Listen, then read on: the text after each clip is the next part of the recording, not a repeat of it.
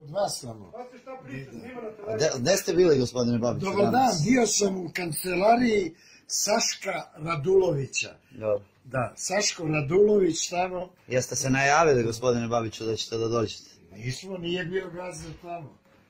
Nije bio gazda tamo, nismo... Imate gazdin broj telefona, pa možete da zovete. Razgovarali sa vrškim penzionerima. Dobro. Videli tamo kako izgledaju prostorije, dosta dobro uređeno i tako, mislim, sve u redu. Kad ćete u studiju da pozovete ljude koji su zaslužni za obaranje? Sa penzionerima. Penzioneri nisu zaslužni za obaranje za obaranje, kako se zove, nezakonitih odluka gradskih vlasti. A ko je zaslužen, izvinjavam se? Zaslužni su ljudi iz Dosta je bilo, iz partije Dosta je bilo, tako je, kako se zove, koji su podneli sve u Ustavnom sudu i nikad nisu kontaktirani ni od kog vršću medija. Vi zaista mislite, gospodine Dule Kola, da ćete vi uspeti penzionerima da vratite pare, a da oni neće posle dugovati gradu? Ja sam siguran da će, kako se zove, sudski organi završiti svoje. Ako ne budemo pravdu mogli da zadovoljimo u našoj zemlji, onda ćemo morati da se obratimo onim sudovima, tako je, onim sudovima koje je naša zemlja priznata, a na koje nema uticaja.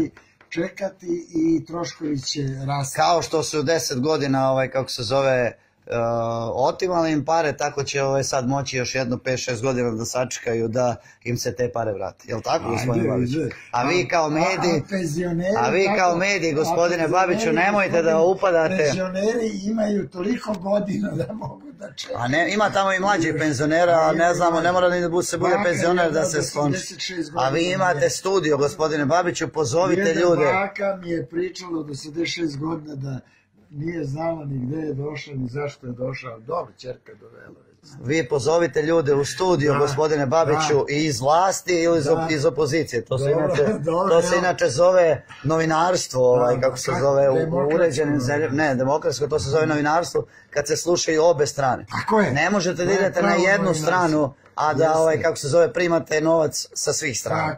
Morate da zovete i nas koji isto tako dajemo novac. A vi nas isto plaćate, jel te? Vi nas plaćate. Tako je, mi dajemo pare u budžet iz kog vi dobijate novac. Morate... Iz koga isto i penzioneri. I penzioneri ne, tako je, zato što su im oni i oteli. Ustavni sud je nedvosmisleno doneo odluku da su pare otimane 10 godina. Vi tu tumačite odluku Ustavnog suda po kome radi sad i Viši sud u Pančevu, jer tako preinačuje presude i tako. Ja mislim da su svi ovde ludi, sem kako se zove, ljudi na vlasti, sudija koji odlučuju, kako se zove, njihovih i sve ostalo. Mislim da svi ostali smo budale. Ja, znači, sad ako dođem ovde i uzmem vama ove kompjutere, vi mene možete da tužite, ja mogu da budem kriv, ali ne moram da vam vratim kompjutere, ne moram da vam vratim vaš odluku.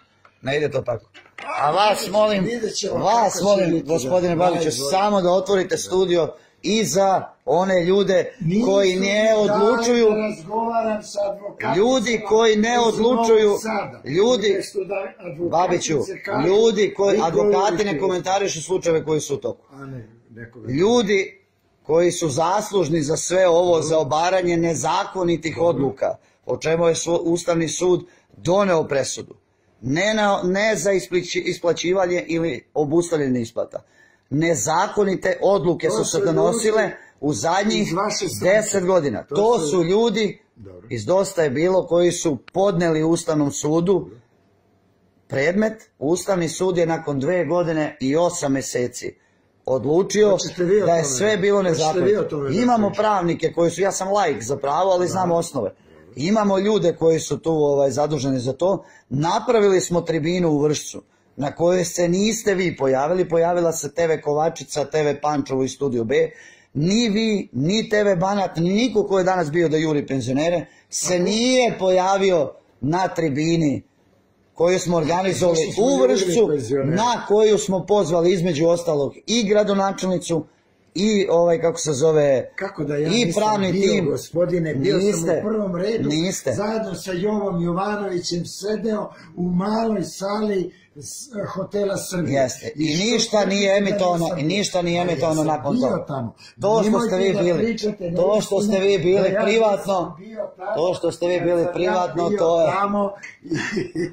što ste privatno bili, to nema nikakve veze. Vaša je novinarska dužnost da informišete građane po zakonu, znači nepristrasno, da se čuju sve strane. Ne možete da... Obezbedite mi drugu stranu. Mi smo druga strana, moj broj telefona imate, svaki dan se vidimo, znate gde su prostorije, zakažite, mi smo spremni i u studio da dođemo sa drugom stranom, mi nemamo ni protiv njih ništa, ni protiv vas ništa, samo svi se bavite svojim poslom. Javni poziv da dođete, gospodine, sa vašim saradnicima. Hvala vam. Hvala, Babiću.